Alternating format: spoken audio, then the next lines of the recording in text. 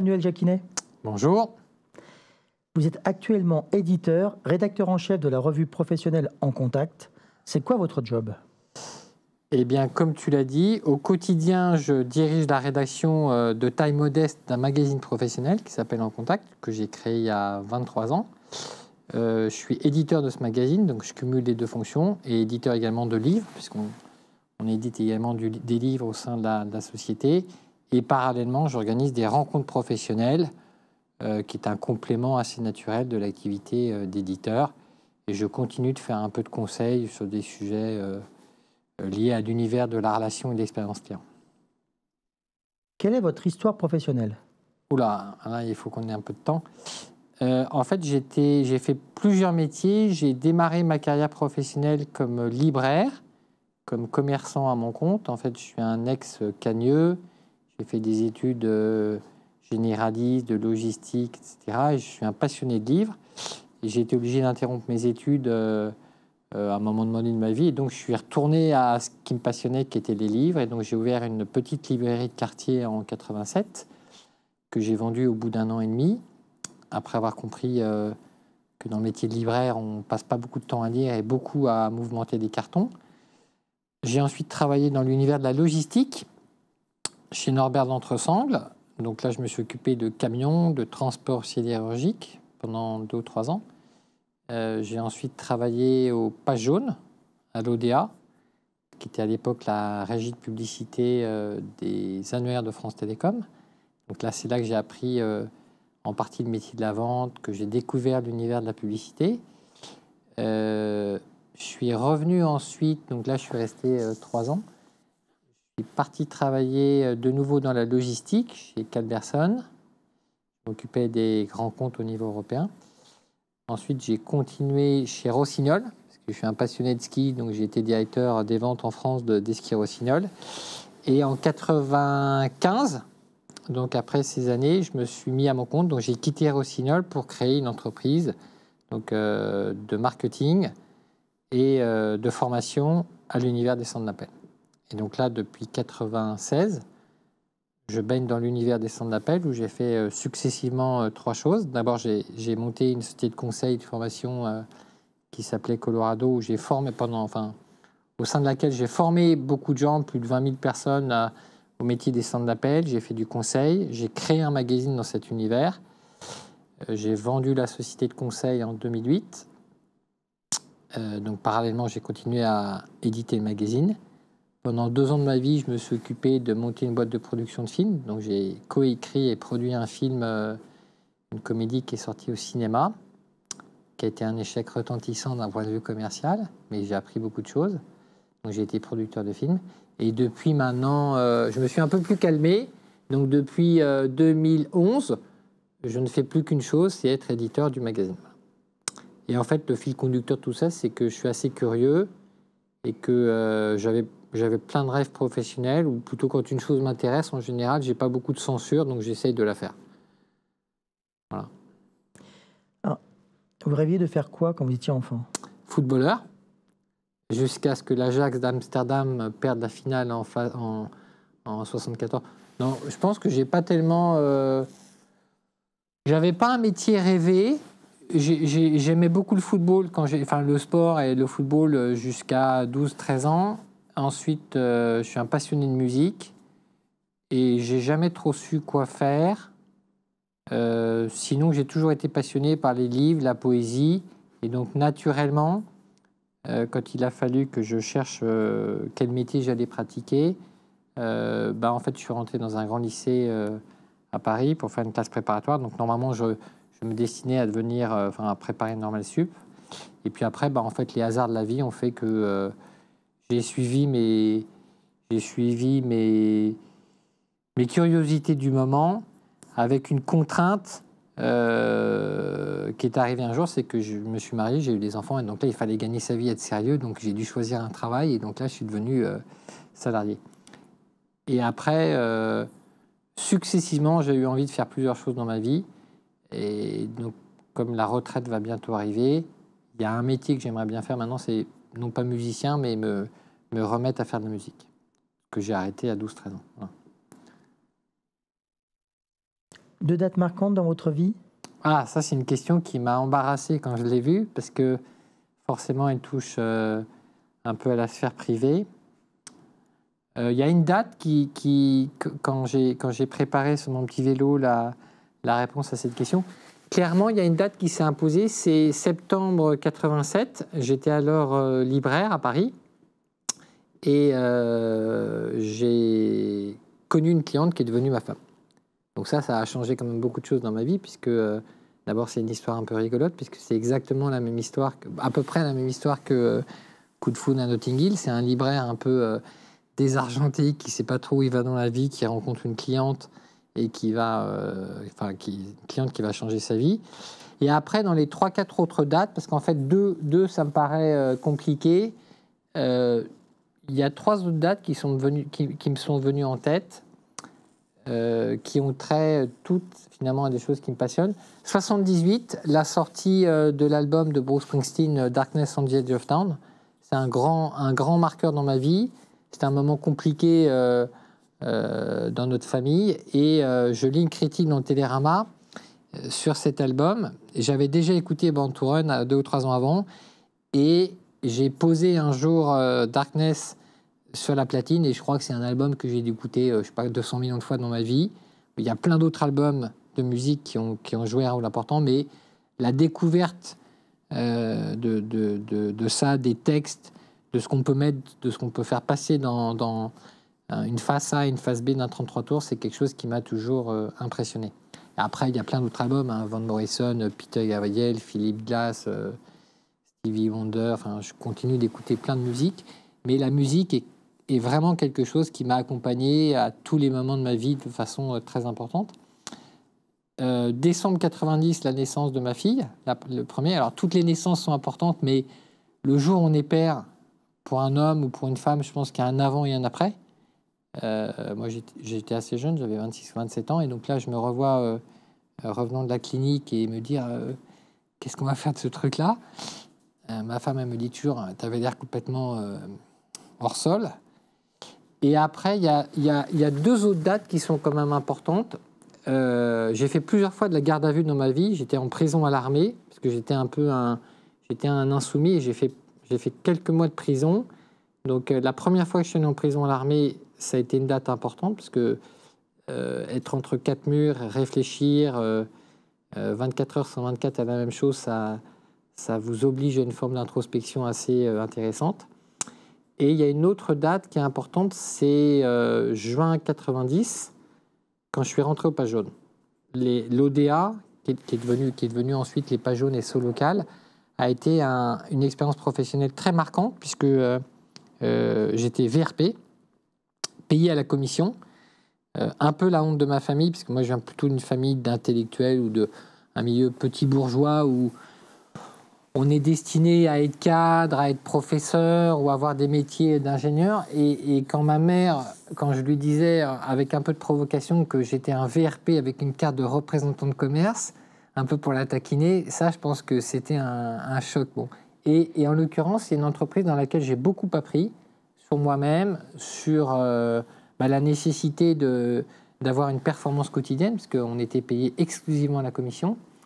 Et en même temps, j'étais déjà chargé de famille, donc il fallait que ça marche vraiment. Et c'est vendre des publicités dans l'annuaire à une clientèle de traiteurs, de déménageurs, de coiffeurs au fin fond de l'Isère, partir en renfort dans le 06, etc. Je suis resté 3 ans.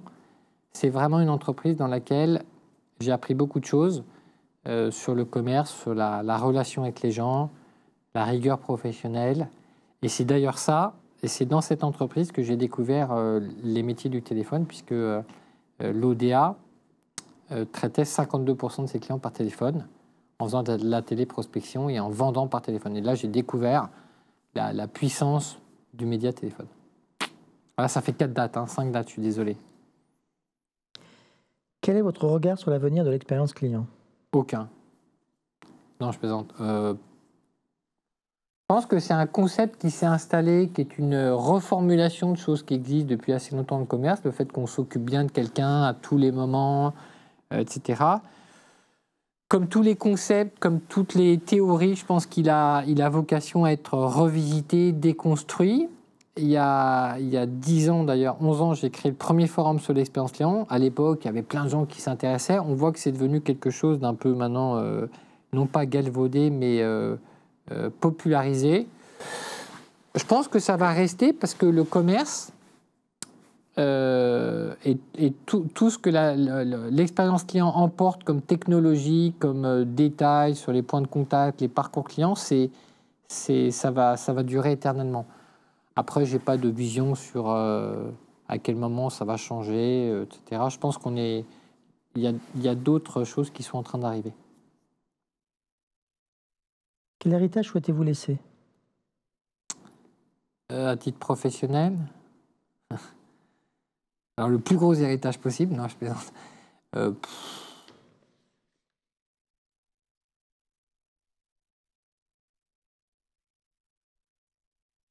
Ce que j'aimerais, en fait, ce que j'ai souvent souhaité à titre professionnel, c'est aller au bout d'une idée que j'avais en tête et d'essayer de l'exécuter ou de la réaliser au plus près de ce que j'avais en tête et de la faire aboutir. Parce que comme je suis quelqu'un de très curieux, le danger ou la limite, c'est de ne pas aller au bout des choses. Donc je m'astreins à une forme de réduction des projets qui m'intéressent pour aller au bout. Et donc... Ce que j'aimerais, c'est que les gens se souviennent, ou plutôt que les gens avec lesquels j'ai travaillé soient contents d'avoir travaillé et contribué à des choses qu'on a faites ensemble. Ensuite, j'ai écrit des livres, j'ai édité des livres, j'ai produit un film, etc. Je suis content de ce qui s'est passé. Et maintenant que le temps devient un peu plus raccourci, il y a des choses que j'ai envie de faire. Notamment, comme je vous disais... Par exemple, j'aimerais sortir un numéro mémorable un jour. Un numéro du magazine qui corresponde vraiment à ce que j'ai en tête. Alors que là, au quotidien, comme on fait des fois vite, qu'on n'a pas tout l'argent qu'on pourrait, qu'on n'a pas eu le temps de partir en reportage, c'est toujours une forme de frustration que de dire c'est ça, mais ça aurait pu être ça aurait pu être mieux, quoi, voilà. Et puis après... Quand j'ai vendu Colorado, donc il y a un fonds d'investissement qui était rentré dans le capital, et donc c'était en 2008. Et je me suis posé la question de savoir ce que je voulais faire ou recréer comme entreprise. Et je voulais créer une société d'artisans. C'est-à-dire qu'on est 7 ou 8 salariés. Et je suis content d'avoir une petite entreprise, un petit bateau, un petit optimiste ou un petit 420 qui va vite, qui est agile. Et tous les jours au quotidien, je suis content de pas être dans un grand groupe pour qu'on puisse aller au bout de nos idées. Donc ça, c'est intéressant. Donc ça, c'est déjà réalisé. Et après, j'ai d'autres choses que j'aimerais faire, mais ça, c'est pour plus tard. Vous avez des regrets? Oui. Il ne m'empêche pas de vivre au quotidien. Pas être allé au bout des concours de Normal Sup. Donc ça, c'est un éternel regret parce que il s'est passé pas mal de choses à cette époque et donc j'aurais pu persister ou j'aurais pu faire d'autres choix professionnels à l'époque. Donc il y a toujours... J'ai gardé de mes années en classe préparatoire un souvenir incroyable parce que c'est un moment de notre vie où on passe complètement du temps à travailler sur des détails, on peut passer 4 mois sur... la poésie, le concept du jeune homme chez Balzac. Et donc, c'est un moment d'intensité intellectuelle extraordinaire. Vous rencontrez des gens extraordinaires dans un lieu extraordinaire, parce que j'étais Henri IV, et donc le lieu, les professeurs, etc., c'est quand même quelque chose. Donc ça, c'est une forme de regret. Et le regret, c'est que ça se soit arrêté, parce que parfois, je travaille aujourd'hui je rencontre des gens où dans l'univers professionnel, je trouve que c'est très pauvre. On est dans un monde aujourd'hui qui est gouverné par les chiffres, l'exigence de rentabilité de court terme. Et donc, il y a une forme de frustration de plus retrouver la profondeur de ce qu'on peut faire quand on est universitaire ou chercheur. Et après, parfois, le regret, c'est d'avoir mené trop de projets. Donc, avec le temps, je me suis calmé. J'essaie de passer au tamis les 30 idées que j'ai par semaine pour dire... Une, déjà, c'est bien, et tu en as déjà 3 en cours, donc abandonne. Donc, moins, ça, j'ai appris avec le temps. Voilà. Et puis, si, j'ai sorti un livre sur les studios d'enregistrement, et la première version, il y avait 4 coquilles dedans, 5 coquilles, et ça m'a rongé. Donc, on a eu la chance de vendre ce livre qui soit épuisé, donc on a ressorti une version enrichie dans laquelle il n'y a pas de faute. Et ça, c'est un regret parce qu'il a été pas mal diffusé et lu, et qui traîne avec des fautes. Ça, c'est un regret. Je me suis dit à l'époque, tu aurais dû différer la sortie. Voilà. Donc, quand je suis tenté de dire, allez, on a 14, on pourrait avoir 16, mais on est obligé de sortir, ça, maintenant, j'essaie de me contredire, de dire, allez, on va s'arrêter, on va prendre le temps, on va décevoir des gens, mais on va prendre le temps de prendre le temps. Qu'est-ce qui vous a le plus nourri et fait grandir professionnellement? Ma curiosité qui m'a amené à faire beaucoup de choses. Donc, moi, je crois comme Nietzsche que tout ce qui ne nous tue pas nous rend plus forts. Forcément, les rencontres avec des gens, le fait d'avoir été dans plein d'univers professionnels, d'avoir été commerçant, travaillant dans des grands groupes, directeur commercial, directeur de la logistique, donc de toutes les expériences professionnelles. Par contre, il y en a quand même 2 ou 3 qui m'ont marqué plus que d'autres. Donc, l'expérience de commerçant au fond d'une boutique avec des emprunts, d'attendre le client, de confronter la vision que vous avez de votre métier avec le marché. Moi, je voulais vendre des livres, faire découvrir des livres, et puis on me demandait SAS ou les mémoires de Giscard d'Estaing. Donc là, je me rappelle qu'on comprend que le marché commande. S'il y a un embouteillage dans la rue, vous ne vendez pas.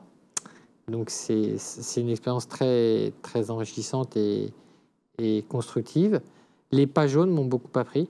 Parce que d'abord, les méthodes de travail, le métier, j'ai rencontré des gens incroyables.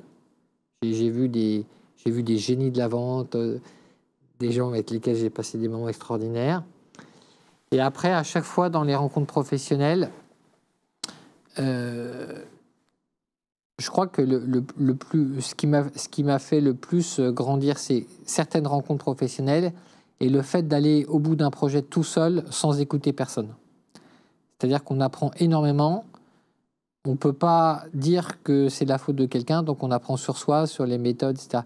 Donc ça, c'est une méthode d'apprentissage qui est coûteuse en énergie, coûteuse en temps, mais par contre, on enracine la connaissance et après, on la mémorise parce qu'on l'a vécu dans sa chair. Éditer un livre, partir de... Moi, quand j'ai créé le magazine, on était en 2000. Donc, à l'époque, c'est la folie dans les centres d'appel. Et quand j'ai l'idée de créer un magazine dédié pour les centres d'appel, tout le monde veut mettre de l'argent avec moi en mai. Et donc, on doit aboutir à faire une... Enfin, à l'époque, on ne parlait pas de levée de fonds. À la rentrée, tout le monde devait mettre de l'argent. Et puis, je ne sais pas ce qui s'était passé. Il y avait un peu une crise dans l'Internet. À la rentrée en septembre, il n'y avait plus personne qui voulait mettre de l'argent. Bon, donc j'ai créé l'entreprise tout seul. J'ai mis l'argent et j'écrivais tous les articles. Bon, là, j'ai appris parce que du coup, j'ai dû tout faire. Et de temps à autre, quand je prends le numéro 1 du magazine, que je vois ce que c'était, ça fait peur. Il y avait 24 pages, il y avait 4 photos.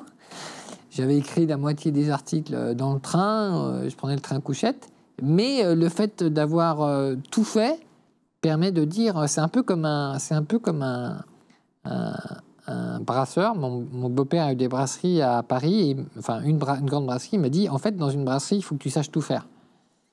Il ne faut pas dépendre du chef qui te dit à midi, s'il y a le coup de feu, ouais, je me casse, je ne suis pas assez payé. Il faut être capable de prendre la poêle. Quoi. Le fait de savoir à peu près tout faire, à part être graphiste, je pense que ça, c'est quelque chose qui est très enrichissant, la compta. Et d'ailleurs, ce que j'adore dans mon métier de patron de TPE ou de PME, c'est à la fois une douleur, c'est une énorme aliénation, c'est le fait de toucher à tout.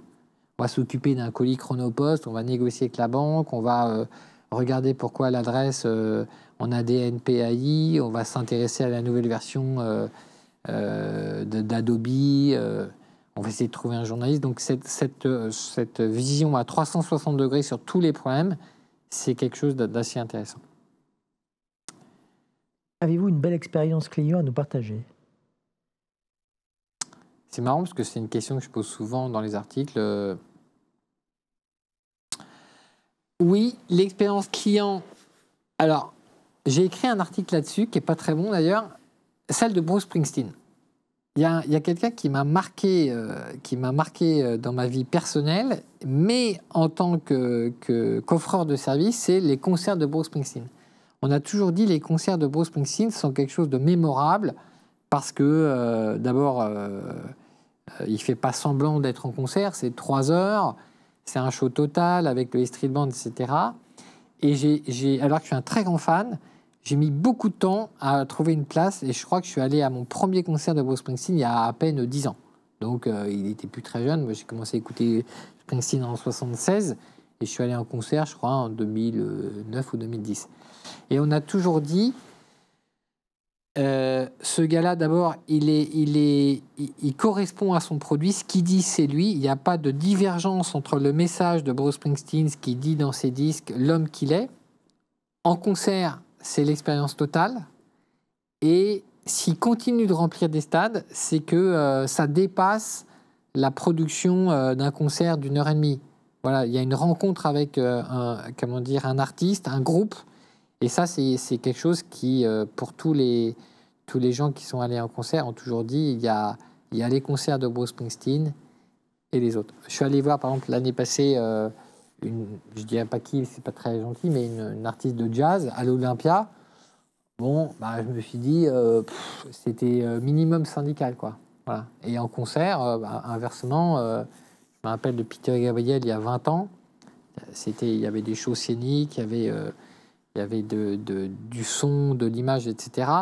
On voit bien qu'il y a une différence dans ce que les gens donnent ou pas. Et l'expérience client, je pense qu'on ne peut pas feindre, quoi. On est honnête, cohérent.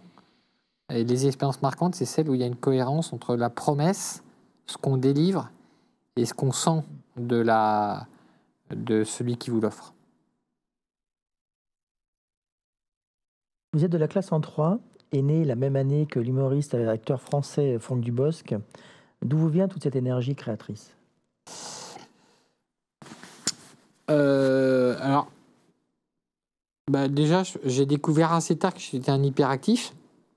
Donc, j'ai dû aller chez le docteur, chez le médecin, il y a peu de temps, parce que des gens autour de moi me disaient, bon, c'est bien de travailler avec toi, mais c'est infernal, parce que tu épuises les gens. Donc, j'ai une démarche de dire, bon, il faudrait peut-être que je me fasse soigner, entre guillemets. Et en fait, c'est un mot un peu fort, mais donc j'ai découvert que j'étais ce qu'on appelle un hyperactif et il y a un certain nombre de choses. Donc, j'ai même pris des médicaments, parce qu'on essaie de traiter ça maintenant de façon pour tempérer ce côté-là, donc c'est assez rigolo.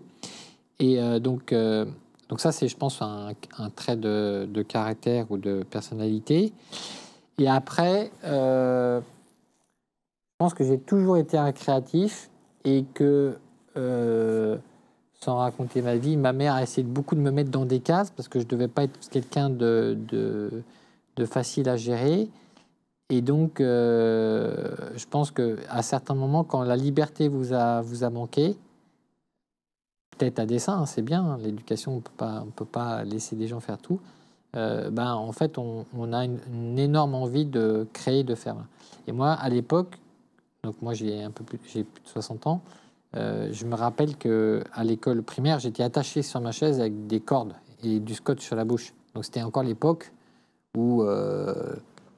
j'avais un copain qui s'appelait Thierry Domorac et je me rappelle encore parce qu'on était les deux au fond de la classe et jusqu'en 10e j'ai vécu assez souvent attaché, enfin pas tout le temps, hein, mais c'est pas terrible, hein, on survit, on avait des ficelles, on était attachés et on avait du scotch. Bon. Et d'ailleurs je pensais que j'étais un mauvais élève et puis après quand j'ai quitté, je suis rentré dans le lycée, j'avais des bonnes notes, j'étais premier de la classe, alors que avant je me disais, tu dois être nul, puisque en fait on t'attache, quoi. Donc je pense qu'il y a des choses qui sont restées de cette époque qui font que aujourd'hui j'ai horreur qu'on me dise non, quoi. Bon, même si alors que le jeu social, le monde de l'entreprise, c'est tout bon. Donc par exemple pour traiter ça entre guillemets, je fais du vélo et donc la vie à Paris pour moi est supportable si je fais du vélo. Donc parce que c'est un espace de liberté, moins maintenant. Tous les jours, je fais du vélo, je vais au rendez-vous à vélo et c'est un petit shoot d'autonomie et de liberté. Donc ça permet de supporter les contraintes. C'est quoi votre truc pour décompresser? Le vélo, la musique, écrire et casser la monotonie. Qu'est-ce qui vous motive chaque matin? La même chose. Écouter un peu de musique, aller faire du vélo, courir. Enfin, ce qui me motive, c'est quand il n'y a pas trop de merde à gérer. Le mot n'est pas très beau, mais notre vie professionnelle, et alors peut-être que ça, c'est le fait de travailler maintenant depuis 35 ans, 36 ans. Donc, nos vies professionnelles, et encore plus, je pense, quand on est patron d'une TPE, c'est beaucoup d'ennuis quotidiens pour très peu de choses créatives. Donc, on gère la moitié de la journée des merdouilles, des sujets mal faits par d'autres, maltraités, qui n'ont pas avancé. Et donc, il faut parvenir, il faut tenter de mettre dans sa journée un petit rayon de soleil qui peut venir de plein de choses, qui va pas venir forcément que du travail. Et ça peut être d'avoir travaillé avec le graphiste sur une couverture intéressante, d'avoir réussi une interview où quelqu'un m'a raconté quelque chose d'intéressant. Ça peut être une exposition. Et puis, quand il n'y a rien eu, trop longtemps, et ben je mets mon casque et puis j'écoute de la musique parce qu'en fait c'est la seule chose à peu près où je vais au cinéma, où je lis de la poésie, c'est la seule chose qui permet d'avoir une forme de shoot d'adrénaline à la demande, sans contrainte. Donc là par exemple je réécoute le dernier album des Eagles, tous les jours le même morceau, et je mets ça au casque et en fait ça fait un bien fou, incroyable. Donc j'ai des périodes et je vais écouter comme ça un album, ça peut être de la musique classique. Et en plus, quand il y a une découverte de quelque chose de nouveau, alors ça, c'est le kiff absolu. Quels sont vos modèles dans la vie? Alors c'est marrant parce que ça, c'est une question. Je me rappelle très bien quand j'étais étudiant, qu'on m'a posé. J'ai fait après mes études une pré-PENA, et donc il y avait l'épreuve de culture générale. Et en culture générale, on se prépare à toutes les questions. Et il y avait cette question, donc là j'avais 24 ans, et j'avais répondu au professeur que c'était Peter Gabriel et Arthur Rimbaud. Et là, on m'avait dit, ah oh là, si vous dites ça au concours. Et Peter Gabriel, parce qu'à l'époque, c'est au moment où il avait créé WOMAD et son studio à basse. Et ça a été pour moi un des premiers artistes complets qui est sorti de l'univers de la musique, qui a ouvert la musique comme Paul Simon aux sonorités africaines, qui est parti, qui a aidé Youssou N'Dour, etc.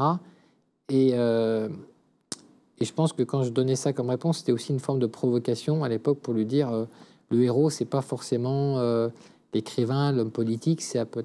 Et au quotidien, des fois, je trouve que les vrais héros, c'est des gens qui arrivent à mener des vies moyennes tous les jours et à garder des vies, à mener leur vie de façon rectiligne. Je pense que le vrai héros quotidien, c'est pas toujours celui qu'on nous montre. Donc Peter Gabriel, et après j'ai été également un grand fan de Robert Redford, qui a créé Sundance, et j'ai toujours été passionné par les gens qui parviennent à faire des choses alimentaires pour alimenter leur projet personnel en s'exonérant des problèmes de l'argent. Et donc, Robert Redford, dès qu'il a commencé à gagner de l'argent, il a racheté une forêt, plutôt une station dans l'Utah, dont il a fait Sundance. Et ensuite, il a créé le festival de cinéma indépendant qui a été ensuite vendu. Voilà, donc ça, c'est bon. Puis après, il y a René Char, pour d'autres raisons. Pourquoi? Parce que les poètes ou les écrivains impliqués dans la vie politique et qui sont capables d'être des gens engagés, c'est toujours quelque chose qui m'a intéressé. Quel livre lisez-vous en ce moment? Amazon Confidentiel. C'est un livre qui est passionnant, 620 pages, donc j'en suis à 300 pages, qui a été écrit par Anna Mazzioli, je ne sais plus son nom en tête, qui est la journaliste du New York Times ou du Washington Post, qui a suivi Amazon depuis le début. Et en fait, c'est un livre dont on parle très peu, malheureusement, qui est une une démonstration passionnante, radicale, du fait qu'Amazon s'est assis sur toutes les lois depuis le début de sa création, a tué une partie du commerce moderne en faisant des paris et en étant très souvent de l'autre côté de la ligne jaune. Alors, c'est pas très gai, mais en même temps, c'est très bien fait et c'est très bien documenté, comme savent le faire souvent les journalistes anglo-saxons. On voit qu'ils ont suivi leur dossier, on voit qu'ils connaissent, et elle a interviewé plus de 600 chefs d'entreprise et elle raconte par le détail l'histoire d'Amazon. C'est assez fascinant. Votre musique du moment? Kings of Hollywood de Eagles, et puis j'ai réécouté, je réécoute beaucoup Gigi Kell parce que j'adore Gigi Kell, et après je sais pas pourquoi celui-là c'est les deux albums que j'écoute beaucoup, et après il y a un artiste dont j'ai plus le nom en tête, qui est un artiste africain qui a été produit par le guitariste de, je sais plus le nom, mais enfin qui est bon. J'ai toujours 2 ou 3 albums que j'écoute assez souvent. Votre film préféré? J'en ai pas. Parce qu'il y a plein de films que j'ai adorés. Il n'y en a pas un qui se dégage. J'ai mes lubies. Il y a un film, si... je sais pas mon film préféré. Il y a 2 ou 3 films dont je pense qu'ils sont très très forts. Il y a 24 heures, la 25e heure ou 24 heures avant la nuit de Spike Lee, qui est un film extraordinaire, je trouve. Et puis il y a Two Lovers de James Gray. J'adore James Gray depuis le début. Tous les films de James Gray. Two Lovers est un film extraordinaire. Il était une fois en Amérique. Tous les films produits quasiment par Clint Eastwood dans Malpasso. Moi, j'ai appelé ma société Malpasso en clin d'œil à Clint Eastwood. Donc, pas José Wells, mais Play Misty for Me, tout ça, c'est des films extraordinaires. Et puis, de temps à autre, il y a 2 jours, je suis allé voir, par exemple, Dissidente, qui sort dans une seule salle à Paris, qui est un film québécois sur la vie des travailleurs guatémaltèques dans les champs, plutôt dans les champs de maïs canadiens. C'est extraordinaire. Et là, je suis sorti de la salle, je dis, ça c'est quand même bien le cinéma, c'est en 1h30, une histoire est bien racontée, elle vous fait réfléchir. Et j'ai vu beaucoup de parallèles avec notre époque, puisque le fait qu'on fasse travailler des gens dans des industries en profitant du prix de la main-d'œuvre, que ça soit pas complètement illégal, mais parfois amoral, et là c'est très bien traité, et c'est vraiment très bien. Donc le film va être remplacé par un autre qui va me faire la même chose, mais le fait de vivre à Paris, dans une ville où on peut aller voir plein de films, ça c'est une chance extraordinaire. Quel message souhaitez-vous laisser aux jeunes générations? J'en ai aucun.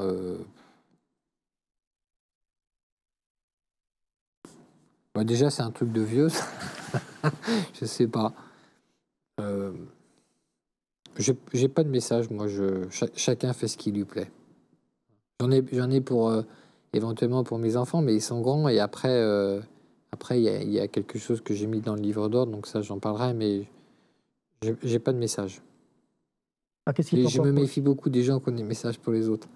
Moi, déjà, je pense que c'est difficile pour soi de gouverner sa vie, tout ça. Donc, les messages pour les autres, c'est plus compliqué. En plus, je crois beaucoup à ce qu'on fait, moins à ce qu'on dit. Je pense que nos actes, ce qu'on fait, c'est beaucoup plus signifiant que ce qu'on raconte. Qu'est-ce qui fait encore courir, Manuel?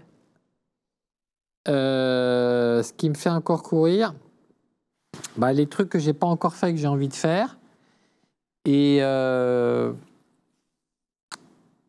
j'ai très envie d'aller reskier, parce que ça fait des années que je skie plus beaucoup. J'ai été un grand fou de ski.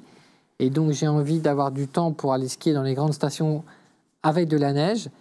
Et j'ai un souvenir mémorable d'un séjour à Pâques en centre de vacances à Tignes, quand j'avais 14 ou 15 ans, et où il y avait eu... il neigeait tous les jours, et tous les jours il faisait beau. Et le Fornay-Iseran, quand il a neigé le matin à Pâques et qu'il fait beau, c'est... Je pense que de tous les sports, c'est le ski qui m'a procuré les sensations les plus fortes. Et donc, je suis désireux d'avoir du temps. Ça, et aller refaire le Keras, pareil. J'adore le Keras. Et puis, j'aimerais bien aller faire les canaux, les canaux de la, je sais plus quelle rivière, à vélo. C'est plutôt des... Ce qui m'intéresse aujourd'hui, c'est d'avoir du temps pour aller faire des choses que j'ai mises de côté. Pour conclure, quel message avez-vous laissé sur le livre d'or? Alors, en fait, c'est la citation que j'ai mise sur le site de Malpasso, qui est une citation de René Char. « Impose ta chance, serre ton bonheur et va vers ton risque. À te regarder, ils s'habitueront. » Voilà. Un commentaire sur cette citation? Bah non, parce que si on commente la poésie, non, tout est dit. Voilà, je le redis. Impose ta chance, serre ton bonheur et va vers ton risque. À te regarder, ils s'habitueront. Je pense que c'est explicite. Un très grand merci, Manuel Jacquinet, pour ce moment passionnant et plein de sincérité. Merci, Daniel. C'est la fin de ce numéro. Je vous donne rendez-vous pour la prochaine étape humaine de Checkpoint sur A-News Experience Client. Encore merci, Manuel.